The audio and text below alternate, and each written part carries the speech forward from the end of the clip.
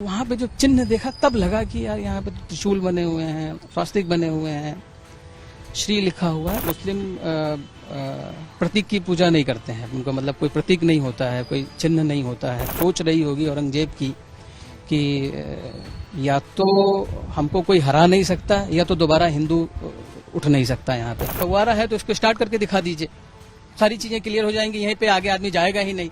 लेकिन उस समय मुस्लिम पक्ष कुछ नहीं बोला। ज्ञानवापी मामला, श्रृंगार गौरी का केस और अब डिस्ट्रिक्ट कोर्ट का निर्णय कि ये सुनवाई योग्य है।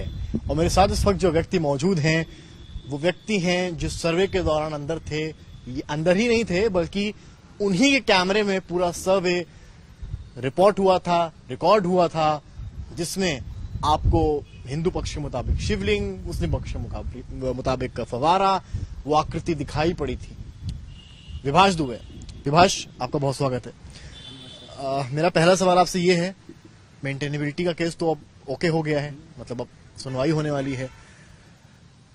आप अंदर गए थे, आपको क्या लगता है ये फैसले को किस तरह देखते हैं आप? सबसे पहले तो मैं आपको धन्यवाद कहूंगा।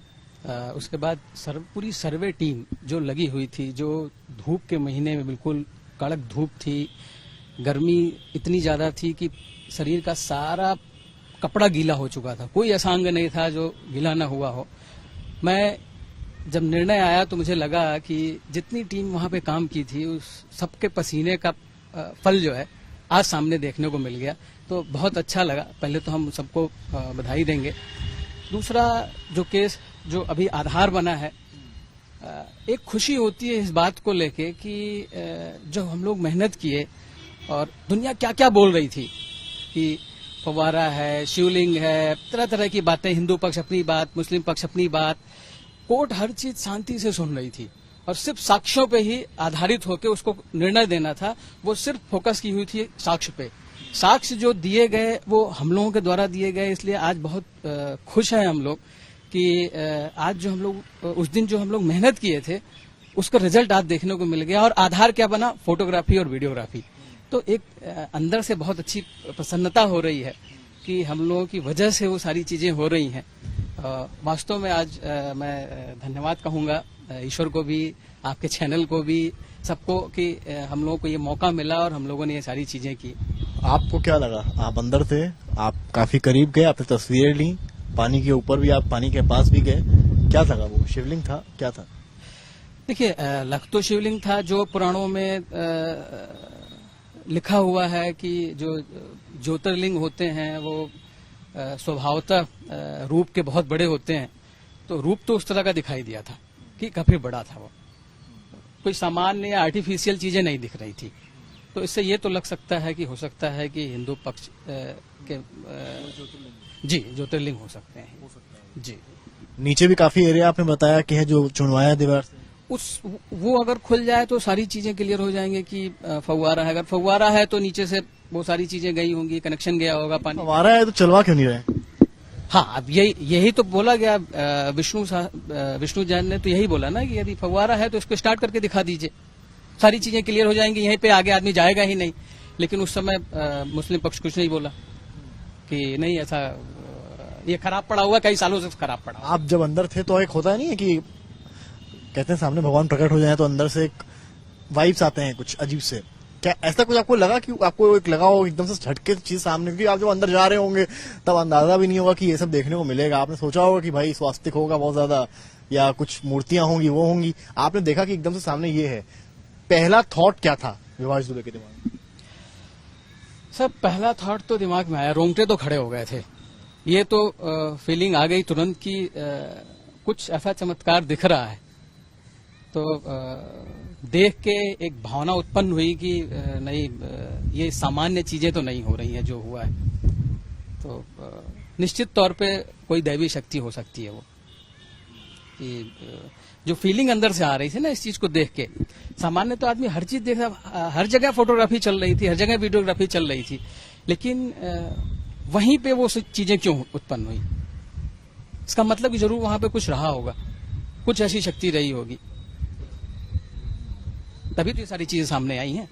शक्ति रही होगी या है अभी भी? नहीं, देखिए, आप एक चीज समर्थ मैं आपको बताना चाहता हूं कि उसको सील क्यों किया गया, कुछ सोच के। सील करने का मतलब ही है कि जरूर कुछ न कुछ वहां निकला है, ऐसे ही तो सील नहीं कर दिया जाएगा उसको।